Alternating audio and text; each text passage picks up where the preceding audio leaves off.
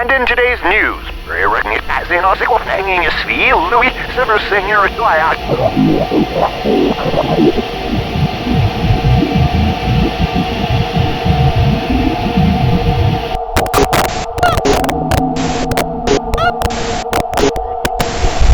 Lewis Miller, Martin hated traveling so late at night.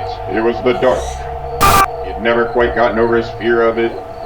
Ever since he could remember, he'd had extreme anxiety about being in the dark. The rain wasn't helping matters. He still had another couple miles to walk to get to the bus stop. He sniffled as he pulled his hood up over his head. With his hands in his pockets, he hurried along. Passing the church, his tension rose, as he knew he'd have to get by the old cemetery. That place really gave him the willies. He knew there was a spot out there, waiting, with his name on it. He thought about cutting down one of the side streets and going all the way around, instead of keeping on the road that went directly through. But he knew he was late enough already, and there was only one bus left. And the idea of missing that bus and having to spend the night out here, alone, well, that was more scary to him than some graves. Still, he held his breath and quickened his pace, his hands clenched in tight fists the entire time he was passing through the graveyard. Shadows moved and darted about all around him, his imagination taking over. He heard his name whispered on the wind as every grave opened up and tried to drag him in. A snap of a twig sent panic through him. He didn't breathe out until he was a good 50 feet out of the cemetery, just to be safe. But he knew it was nothing compared to what was still ahead. The woods. He hated this part. The only road that led to where he needed to go passed through about a mile or so of dense woods. Martin loathed going in there.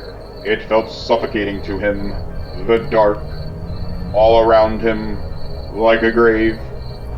So thick in some areas you could not even see the sky.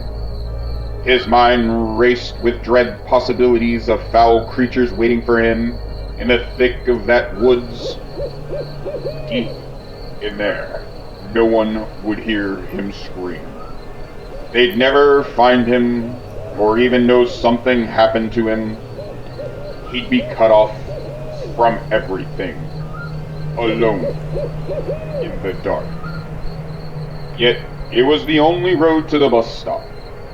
He paused there for a moment, trying to muster up his courage. The wind smashed over a trash can some distance behind him, or maybe it was something else. The sound jolted him into a movement. He was now racing into the woods. His heart was beating so hard, he put his hand up to keep it from bursting out his chest. The woods engulfed him and he could smell wet decay all around him. He felt eyes watching him from everywhere. A screech owl cried out as it tore into something alive. His walk was nearly a full-on run by this point. Anxiety and fear were taking a hold of him. He tried to focus on the safety of the bus stop, of the warm glow of the lights, and the dry shelter. He'd be there soon enough, he thought. Abruptly, a shadow in the road ahead brought him to a complete stop. What is this? He thought. His eyes were not as good as they used to be. Sometimes they played tricks on him, especially in the dark. He couldn't be sure if he was seeing anything at all. Was it a bear? A wolf? He heard sounds like bones snapping and crunching. He stepped forward slowly now, straining to see if there was anything there. He thought he saw a big, hairy, man-shaped thing dart off into the woods. Removing his trembling hands from his hoodie pockets, he began to sprint now. He just wanted to get the hell out of these damned woods. He ran about 100 yards before his bad knee popped out. He'd been having so much trouble with that lately. He popped it back right again and continued his walk. He was nearly out of the woods now. He saw the light of the open sky just a few hundred yards ahead. As he neared the exit of the woods, he swore something large growled behind him. Or did it say his name? He assured himself that it was just the wind. Regardless, he was out of the woods and nearly at his destination. The woods gave way to a wide, open cornfield. Though, being that it was October, the corn had all been plowed away. There were a few pumpkin patches here and there. Just beyond the cornfield was the highway, and across that, he could see the welcoming lights of the shopping mall and the safety of the bus stop. He hurried along, knowing the worst was behind him now. He didn't look back until he was nearly at the highway.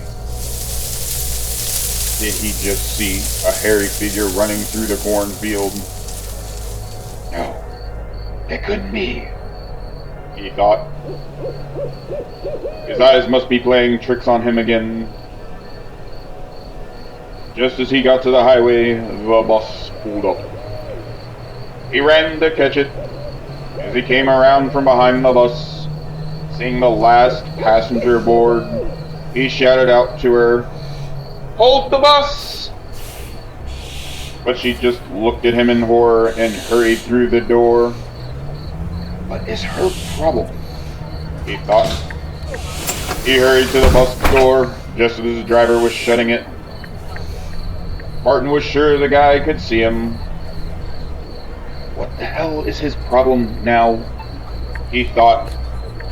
He pushed open the door and boarded the bus, much to the driver's objection. Why? Thought Martin. Why is it like this every single night? Screams of terror sounded through the whole bus as Martin ripped into the driver's throat, reeking up the hot blood that sprayed out now. All the passengers piled to the back of the bus, where there was no other exit. Martin didn't understand why they were always reacting like this to him. Perhaps had he not been dead for 2 months now, the part of his brain that could understand would not be running away. All Martin knew was that he had made it to the bus, just in time for dinner.